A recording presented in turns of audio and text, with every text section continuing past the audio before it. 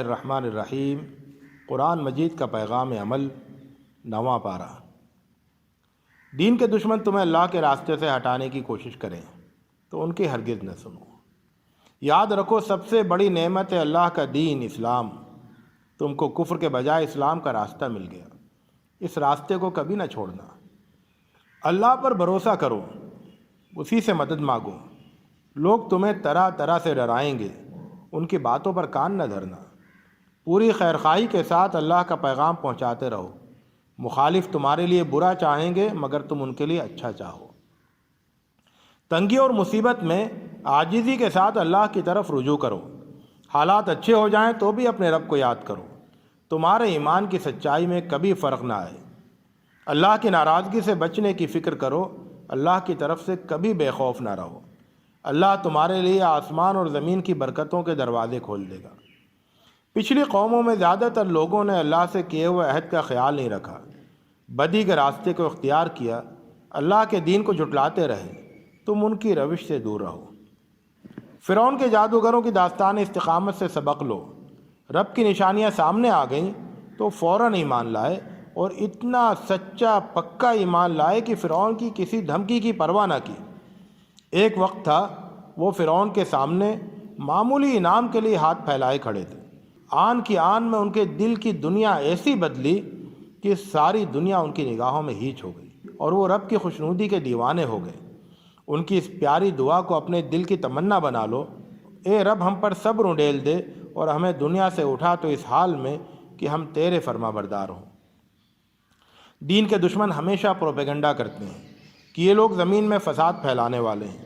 تم ان کے پروپیگنڈے کی پرواہ نہ کرو، اللہ سے مدد مانگو، صبر کرو اور تقوی کی روش اختیار کرو۔ انجام کار تمہارے حق میں ہوگا۔ بنی اسرائیل نے اللہ کی کیسی کیسی نعمتوں کو بھلا کر اس کے ساتھ شرک کیا۔ انہوں نے اللہ سے کیے ہوئے ہر عہد کو توڑا۔ اس طرح انہوں نے اللہ کا کچھ نہیں بگاڑا بلکہ اپنے ہی اوپر ظلم کیا۔ تم ان کی روش سے دور رہنا۔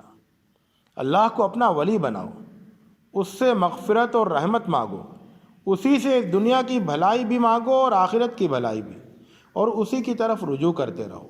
یاد رکھو، اللہ کی رحمت ان کے لیے ہے جو اللہ کی ناراضگی سے بچتے ہیں، زکوٰۃ دیتے ہیں اور اللہ کی آیتوں پر ایمان رکھتے ہیں۔ نبی کی پیروی کرو، وہ بھلائی کا حکم دیتے اور برائی سے روکتے ہیں۔ انہوں نے پاک چیزیں حلال کی اور ناپاک چیزیں حرام کی۔ انسانوں پر لدے ہوئے بوجھ اتارے اور ان کی بیڑیاں کھولی۔ تم ان پر ایمان لاؤ، ان کی حمایت و نصرت کے لیے کمر بستہ رہو، ان کے مشن کو جاری رکھو اور اس روشنی کو اختیار کرو جو ان کے ساتھ نازل کی گئی۔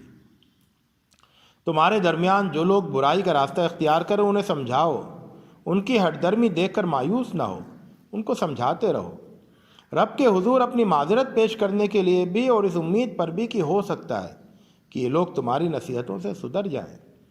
تم کو اللہ کی کتاب ملی ہے، اس کا پورا پورا حق ادا کرو۔ اللہ سے جھوٹی امیدیں باندھ کر اس دنیا کی رنگینیوں میں گرفتار مت ہو جاؤ۔ یاد رکھو، آخرت دنیا سے بہت بہتر ہے، لیکن وہ ان کے لیے ہے جو اللہ کی ناراضگی سے بچتے ہیں، اللہ کی کتاب پر مضبوطی سے قائم رہتے ہیں، نماز قائم کرتے ہیں اور اچھائی کے کام کرتے ہیں۔ تمہارے رب نے تمہاری فطرت میں توحید کا عہد ودیعت کیا ہوا ہے، اس عہد کو کبھی نہ بھولو۔ توحید تمہاری فطرت کی آواز ہے، اس آواز کو دبنے مت دو۔ ہم نے تمہیں اپنی آیتیں دی ہیں تاکہ تم کو بلندی عطا ہو۔ اگر ان آیتوں سے غافل ہوئے تو شیطان تمہیں اپنے قابو میں کر لے گا اور گمراہ کر دے گا۔ ان آیتوں کو مشعل راہ بناؤ۔ اگر اپنی خواہشات پر چلے تو پستی میں گرتے چلے جاؤ گے۔ اس وقت تمہاری مثال اس کتے کی سی ہو جائے گی جو ہمیشہ ہانپتا رہتا ہے۔ اللہ ہی کے لیے بہترین نام ہے، اس کو اچھے ناموں سے پکارو۔ ان لوگوں کا راستہ مت اختیار کرو جو اس کے ناموں کے معاملے میں صحیح راستے سے ہٹ جاتے ہیں۔ حق والا راستہ بتاؤ اور حق کے مطابق انصاف کرو۔ آسمانوں اور زمین کے انتظام پر اور اللہ کے عجائب خلقت پر غور کرو۔ آخرت کو ہمیشہ سامنے رکھو۔ درگزر کا طریقہ اختیار کرو، نیکیوں کی نصیحت کرو، نادانوں سے مت الجھو۔ اگر شیطان اکسائے تو اللہ کی پناہ مانگو۔